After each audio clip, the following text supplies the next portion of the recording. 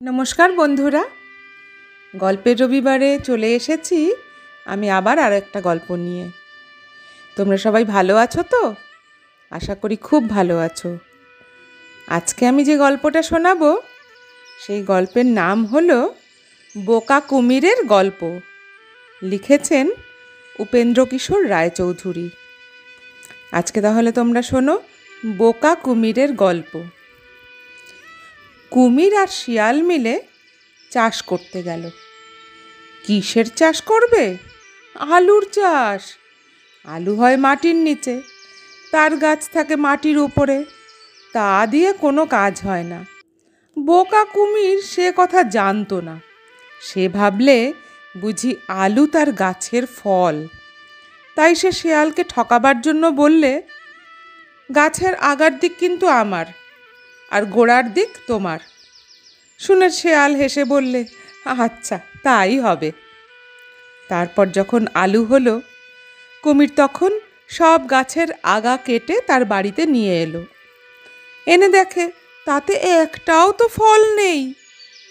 তখন সে মাঠে গিয়ে দেখলো শিয়াল মাটি খুঁড়ে সব আলু তুলে নিয়ে গেছে। কুমির ভাবলে, তাই তো, এবার বড্ড ঠকে গেছি। আচ্ছা, আসছে বার দেখব। তারপরের বার হলো ধানের চাষ। এবারে কুমির মনে মনে ভাবছে আর কিছুতেই ঠকা যাবে না। তাই সে আগে ভাগেই শিয়ালকে বলল, ভাই, এবার কিন্তু আমি আগার দিক নেব না, এবার আমাকে গোড়ার দিক দিতে হবে।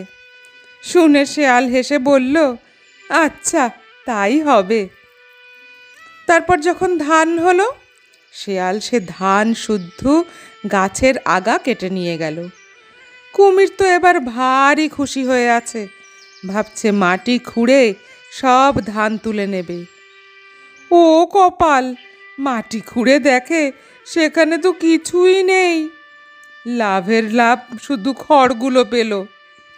তখন কুমির তো বড্ড চটে গেছে, আর মনে মনে বলছে, দাঁড়াও শিয়াল বাটা, তোমাকে দেখাচ্ছি।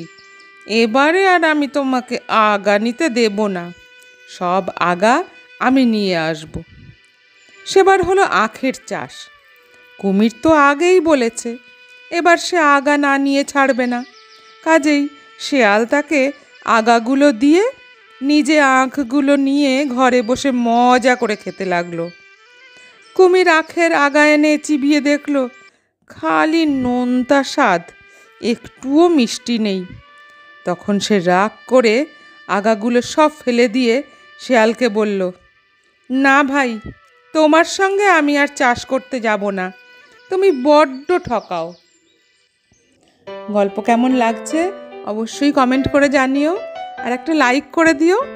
আর হ্যাঁ, যারা আমার এই চ্যানেলের নতুন বন্ধু তারা অবশ্যই চ্যানেলটা সাবস্ক্রাইব করে নিও, আর পাশে থাকা বেল আইকনটা একবার ক্লিক করে দেবে, যাতে কোনো গল্প আপলোড করলে সঙ্গে সঙ্গে তা পেয়ে যাও তোমাদের কাছে। ফিরে আসছি আর একটা গল্প নিয়ে পরবর্তী রবিবার। সবাই ভালো থেকো, সুস্থ থেকো, গল্পে থেকো।